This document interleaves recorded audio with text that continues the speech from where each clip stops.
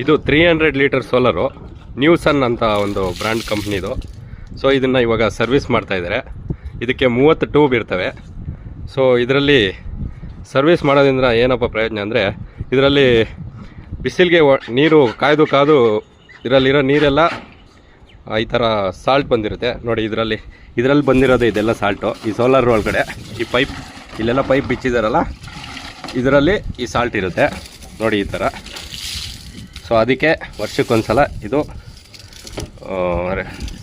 Service ಮಾಡಿಸ್ತಾ ಇರಬೇಕು. So ಇಲ್ಲಿ ಓನರ್ ಅವರು ಇದ್ದಾರೆ. ಸೊ ಅವ್ರನ್ನ ಕೇಳೋಣ ಎಷ್ಟು ವರ್ಷ ಆಯಿತು ಸೋಲಾರ್ ಹಾಕ್ಸಿ ಅಂತ. ಅಣ್ಣ ಎಷ್ಟು ವರ್ಷ ಆಯ್ತು ಅಣ್ಣ ಈ ಸೋಲಾರ್ ಹಾಕ್ಸಿ? 3 ವರ್ಷ ಆಯ್ತು ಸರ್. 3 ವರ್ಷ ಆಯ್ತಾ? ಅವಾಗಿಂದ ಸೋಲಾರ್ ಸರ್ವಿಸ್ ಮಾಡಿಸಿರ್ಲಿಲ್ವಾ? ಇಲ್ಲ, ಇದೇ first time.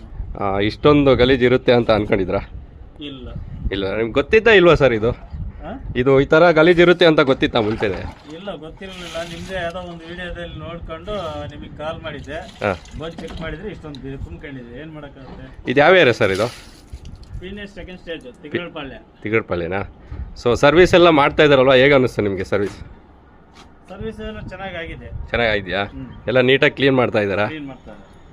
Okay sir, thank you.